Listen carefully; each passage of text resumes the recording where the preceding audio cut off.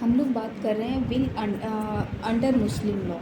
तो सबसे पहले इंट्रोडक्शन की बात करें, विल होता क्या है। तो will is basically a document which states the will of person, desire of person, what is to be done with his property after his death।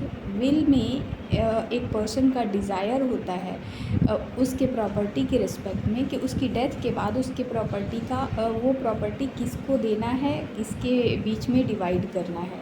ठीक है, तो वही होता है विल। विल एक डॉक्यूमेंट होता है जो कोई पर्सन अपनी प्रॉपर्टी के रिस्पेक्ट में बताता है कि हमारे मरने के बाद हमारी प्रॉपर्टी किसको जाएगी। विल कौन कर सकता है? तो विल उस प्रॉपर्टी का ओनर होगा वही कर सकता है। ओनर ऑफ द प्रॉपर्टी में sale, gift, exchange his property. लेकिन विल की बात करें तो विल में हमेशा जो प्रॉपर्टी होगा वो पर्सन के डेथ के बाद एग्जिस्टेंस में उस पर्सन को ट्रांसफ़र होगा जिसके नाम से विल किया गया है। व्यक्ति अपनी डिज़ायर एक पेपर पर लिखता है कि मेरी प्रॉपर्टी मेरे मरने के बाद किसके हिस्से में कितनी जाएगी। इसी पेपर को विल कहते हैं। मुस्लिम लॉ में अगर बात करें तो कोई भी पर्सन है वो अपनी प्रॉपर्टी का 1/3 से ज़्यादा विल नहीं कर सकता है। A person can not make will for more than 1/3 of his property, but a Muslim can gift whole of his property. But in case of will, only 1/3 of his property can be make as a will। ठीक है, will कभी भी अपने years को नहीं किया जाता है इन मुस्लिम लॉ। अगर विल में पार्टीज़ की बात करें तो पार्टीज़ में दो पार्टीज़ होते हैं, एक टेस्टेटर होता है, दूसरा लेगेटी होता है। टेस्टेटर वो होता है जो प्रॉपर्टी का one who make the will, और जो विल बनाता है, और लेगेटी वो होता है जिसके फेवर में विल बनाया जाता है, और to whom the will is made.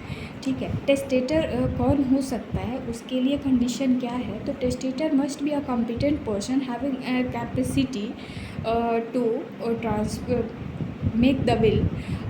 He must be sound mind.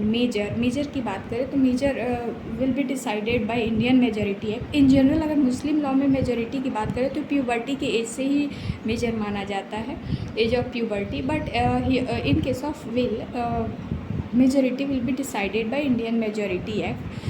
That person must be sound mind and that person must be a Muslim। लेगेटी की बात करें तो लेगेटी भी competent person होना चाहिए to take the legacy। वो लेगेटी कोई भी हो सकता है, any person, any company, society, institution, कुछ भी हो सकता है। अब आती है बात कि क्या कोई बच्चा मदर के वोम्ब में है तो उसके नाम से विल किया जा सकता है। तो उसके नाम से विल तभी किया जा सकता है जब बच्चा विदिन 6 मंथ उसका बॉर्न हो जाए, तब जाके उस बच्चे का विल वैलिड माना जाएगा, अदरवाइज़ वो विल वैलिड नहीं माना जाएगा। सब्जेक्ट मैटर ऑफ विल की बात करें तो will subject matter of will must be valid, जैसे कि property must be transferable, for example land, jewellery या anything which is transferable. Non transferable property का विल नहीं हो सकता है।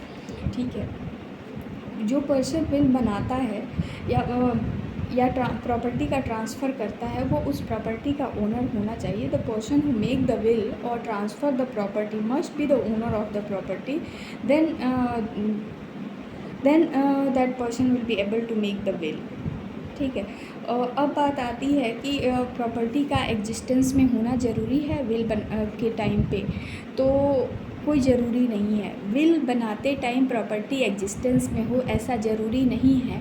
But at the time of execution property का existence में होना ज़रूरी है। एग्जीक्यूशन मीन्स कि अगर डेथ हो जाती है उस पर्सन की जो विल बना रहा है, मीन्स कि टेस्टेटर की, तो वहाँ पे उस प्रॉपर्टी का एग्जिस्टेंस में होना ज़रूरी है।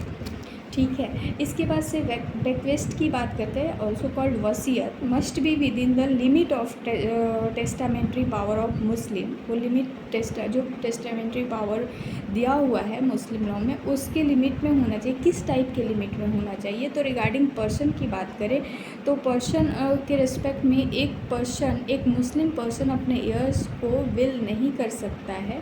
ठीक है, लेकिन क्या कोई ऐसा कंडीशन है, कोई एक्सेप्शनल सर्कमस्टांसेस जिसमें कि वो अपने एयर को विल कर सके? तो हाँ, वैसा एक सर्कमस्टांस है जिसमें कि वो अगर किसी पर्टिकुलर एयर को विल करना चाहता है तो रेस्ट ऑफ एयर्स की कंसेंट लेनी ज़रूरी है, रेस्ट ऑफ एयर्स का एग्री करना ज़रूरी है। अगर प्रॉपर्टी के रिस्पेक्ट में बात करें तो I have already discuss earlier कि 1/3 ऑफ प्रॉपर्टी, उसकी जितनी टोटल प्रॉपर्टी है उसका 1/3, मोर देन 1/3 वो नहीं कर सकता। Only 1/3 property can be will by that person. Revocation of will की बात करें तो किसी भी समय कितनी भी बार विल का रिवोकेशन हो सकता है। Yes, a person can many time make will. एक पर्सन कितनी भी बार विल बना सकता है। Person can totally revoke the will, वो टोटली रिवोकेशन भी कर सकता है। रिवोकेशन 2 टाइप का बताया गया है, एक्सप्रेस रिवोकेशन और इम्प्लाइड रिवोकेशन की बात की गई है। एक्सप्रेस रिवोकेशन की बात करें तो ओल्ड विल किसी और को बना है और उसी प्रॉपर्टी का अगर न्यू विल बन जाता है तो वो एक्सप्रेस रिवोकेशन होता है।